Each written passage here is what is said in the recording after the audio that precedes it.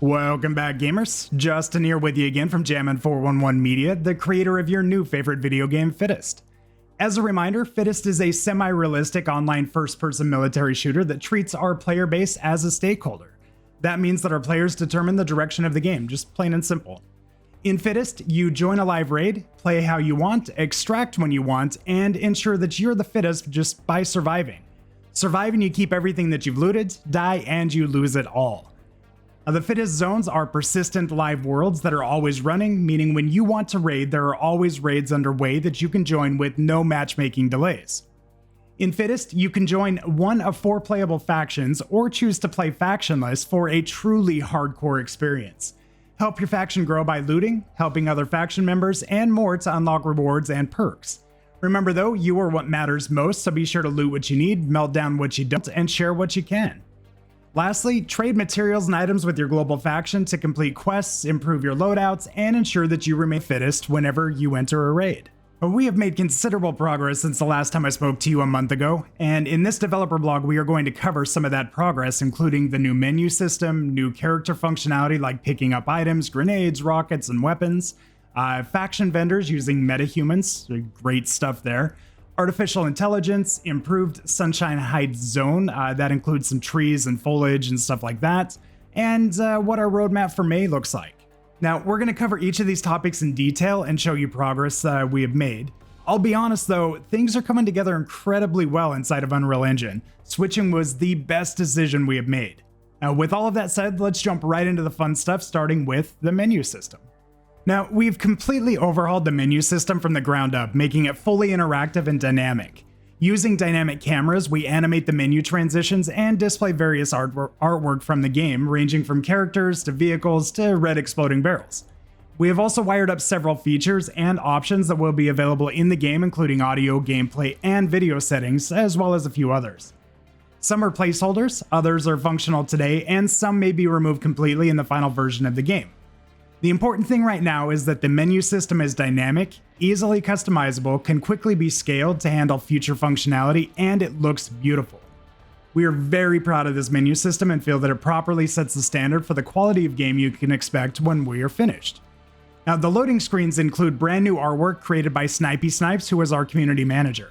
I want to personally thank him and give him a huge shout out for putting this artwork together, as well as for all of the work he has done to help grow the community and gain some recognition. Moving on to the character development and functionality, we've spent a considerable amount of time in the past month working on the GUI, character functionality, and the inventory system. What you're about to see is the progress that we've made on that front, but keep in mind nearly all of the assets you are about to see are placeholder assets. This includes the weapons, ammo boxes, grenades, character models, and wearables. We were focused on building the functionality, not how beautiful they look right now. That will come later, but soon. To start, let's focus on the movement. Now, we illustrated the movement in devlog number 15, and there has not been many changes here other than syncing the footsteps in a more accurate manner.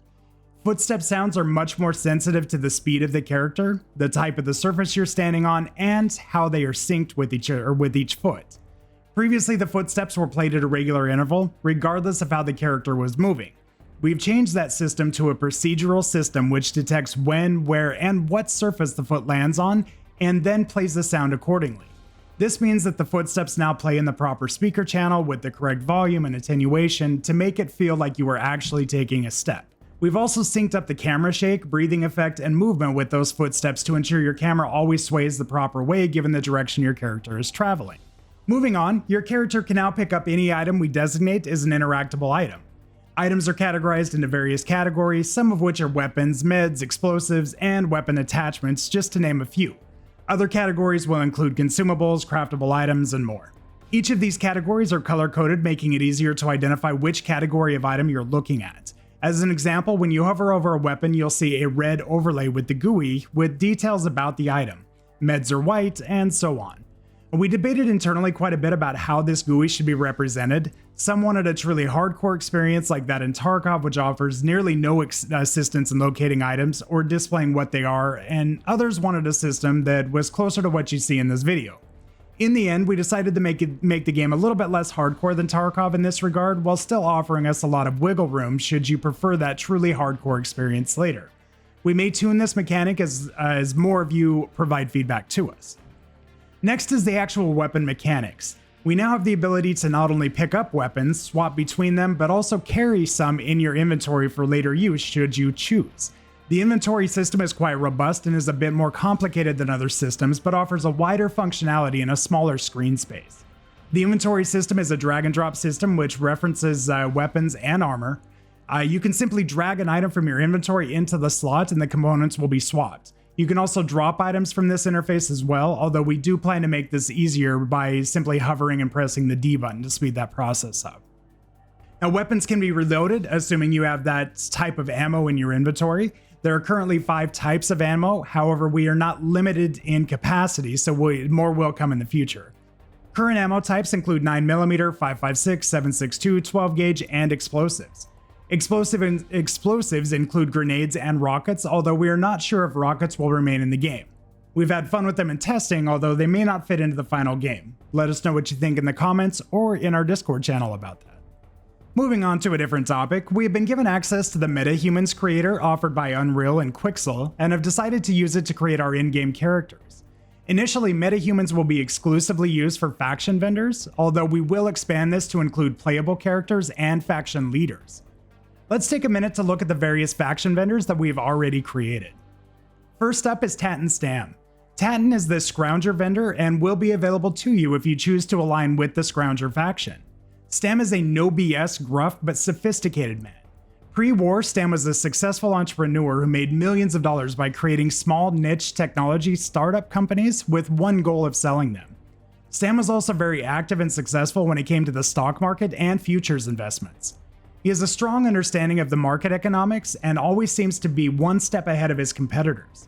You would be wise to listen to his suggestions, as they will help you more quickly adapt to the changing landscapes of the Fittest world. Next is Butch Powers, who is the Hunter-specific vendor. If you choose to align with the Hunter faction, you will spend a good amount of time working with Butch. Butch is a true outdoorsman who spent most of his life communing with nature. Butch does not kill for sports, only out of necessity, and has strong opinions of the war and the way it impacted nature. Powers is happy the war is completed and is happy with how nature is recovering and returning to its natural state. The air is cleaner, man is no longer polluting the environment, and the world has become a much quieter place, exactly as he prefers. Butch prefers to trade in commodities, although will accept platinum, gold, silver, and bronze as payment, but you will get a better deal if you provide him goods over money. Drengr Rage is the collector-specific vendor. If you align with the collectors, you will have many run-ins with Drengr. Rage is an extremely passionate individual, which causes him to be somewhat of a wild card. His desires will change frequently, and depending on how long his desires go unfulfilled, will determine how much he's willing to pay for a good or service. Rage has been known to be extremely ruthless, killing anyone who stands in his way or appears to be a threat. He loosely aligns with the collector faction ideology and is often criticized by collector leadership. He has managed to stay in power because while his methods are not approved of, they are effective. Rage always manages to keep the collector faction in supply of critical assets one way or the other. Last up is Styker, also known as Slam Punch. Styker comes from a family with a long line of military tradition. His family served in every major military action starting at the American Civil War leading up to the events of today. Slam Punch has earned his nickname when his squad was heavily outnumbered by Russian soldiers and forced to enter into hand-to-hand combat to survive. Styker grabbed one Russian soldier and slammed him to the ground, and in one fluid motion spun and connected to a right haymaker, leveling another. After his squad emerged victorious, his squad mates started making jokes and telling tales of the masterful Slam Punch Styker performed. The nickname stuck and has become his alias, with only UNF officials referring to him as Styker anymore. Styker handles all logistics for the UNF in this region, as the man you must talk to if you want to do anything. He's a valuable asset to have on your side. Transitioning to a related but different topic, let's talk about artificial intelligence. We have begun laying the groundwork for the AI in Fittest. Now, this is a huge topic for us and one that we are taking very seriously. Outside of PvP action, we want the player versus environment experience to be equally as challenging and rewarding. With that being said, let me describe where we are today and where we're going in the future with our AI. Now, I'll start with where we are today. Today, the AI will track the player, engage the player, find cover, and use that cover to their advantage. They will choose whether to fight or flight, and regardless of what they choose, they will use the environment to give them the best advantage possible. They will move from cover to cover and engage in between movements. As the AI moves to the next hardcover, it will lay suppressing fire that is not very accurate, but should be enough to keep your head down. They measure the quality of the cover based on the distance from the player, how much protection it offers, and if they can see over or through the cover. If the AI loses sight of you, they will try to regain contact by moving to a different position until they're happy where they are. At that point, they will continue to engage you until you either retreat or damage them enough to make them flee, or just kill them outright. Now, our AI in its current state can sense the player in a variety of ways. If they take damage, they will sense the direction, and their senses will heighten to attempt to locate the attacker. They can also hear you, see you, be warned by others who have seen or heard you, and if you get too close, they can be touched. So enough about what they can do today. What's truly exciting is what we want them to do in the future. Our AI is not meant to pass a Turing test. We want them to be smart, we want them to analyze the situation and make good decisions, and we want them to work together. But outside of that, we want more. We want our AI to have objectives and needs and wants of their own. Most games simply tell their AI to patrol a certain path or area or have a built-in behavior tree to determine what happens.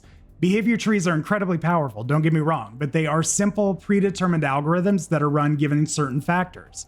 To be clear, we will use behavior trees, but we want to take it a step further.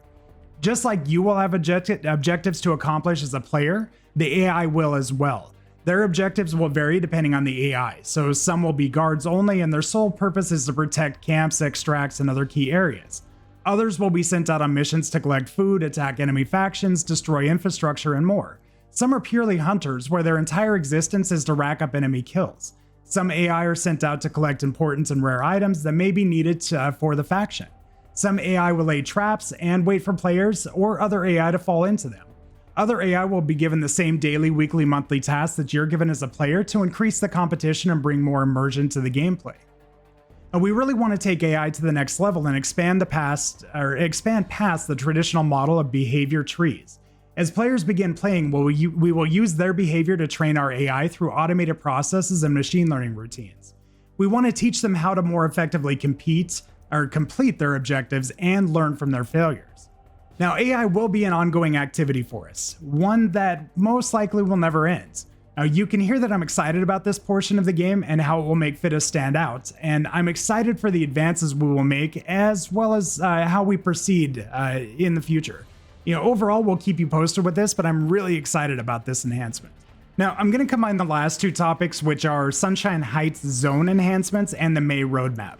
In the background, we are going to show the new Sunshine Heights enhancements, now keying specifically on the new trees, foliage, and water effects specifically. Onto the roadmap for May. The primary focus in May is to get multiplayer and factions completely established. Multiplayer is functional today and will be available in nightly builds soon. If you are interested in playing this version of the game, please reach out to us on Discord or become a patron at a tier that grants access to the closed alpha testing. Ultimately, the builds in early May will give you the ability to connect to Sunshine Heights and engage in PvP, PvE, and other types of gameplay. This will be a huge step forward to making Fittest a commercially viable product. In May, we will also focus heavily on the factions and the gameplay elements associated with them. Now, this means setting up the individual factions, their leadership, their vendors, which you saw earlier, as well as the quest lines that go along with them. By the end of May, we want the full experience to be in place. We want you to be able to create a character, choose a faction, play a live online raid with full PvP and PvE, and be able to accept quests and move through the quest lines. Meeting these milestones means that all future months can be dedicated to enhancing the experience by adding polished materials and items, additional quest lines in the form of full quest lines, daily, weekly, and monthly quests, as well as random events. To sum this up, if we meet our objectives in May, then June, July, August, and all future months will simply be a matter of improving the game. I hope you can see the vision like we do. We'd love to hear what you think, so please feel free to join us in Discord or hit us up on your social media platforms. We are pretty active on Twitter. Remember, you can gain access to the closed alpha, which is officially underway already via our nightly Steam builds by supporting Fittest on Patreon. If you are a streamer or content creator, please join the Discord so we can talk about ways that you can get involved. Outside of this, Thank you for sticking around and for supporting Fittest, and for joining us on Discord to talk about how we can improve the game. Now share this video with your friends and on social media, subscribe and like, and head to Discord to have a good time with us. I will see you all on Discord and next month for the next developer blog.